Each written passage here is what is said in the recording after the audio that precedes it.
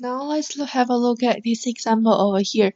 So you will need to enter in the financial section for the from the calculator.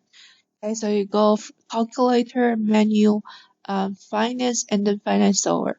Then it will give you a table and with the individual sections like this over here.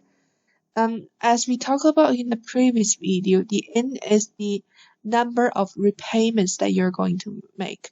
So there are two important years that we can see over here. Two important repayment period we can say over here. One is 20 years and one is 10 years. But if you have a look, 20 years is that I'm going to borrow this amount of money for 20 years. Doesn't mean that I'm going to pay installments for 20 years as well.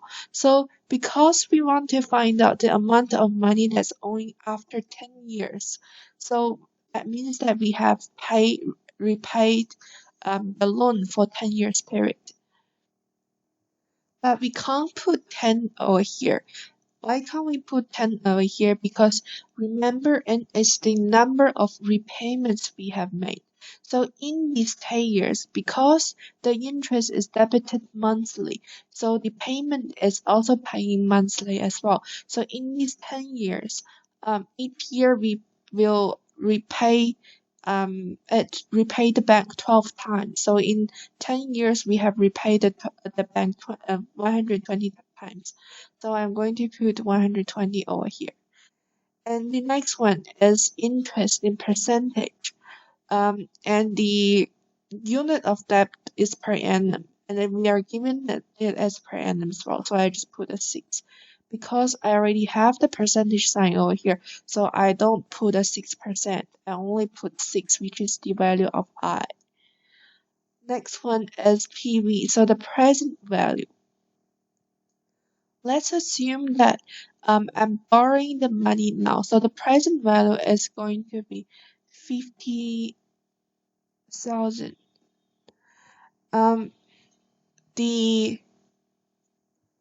And the present value have to be positive as well, because that's the money that I'm borrowing from the bank. So the bank is giving me that much. So it's showing as a positive number in my account.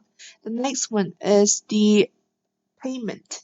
So what's being given to us over here is that we're prepaid with a monthly installment of 358.22 every month. So we're paying that much every month. Then this amount of money is going to give taken out from the account.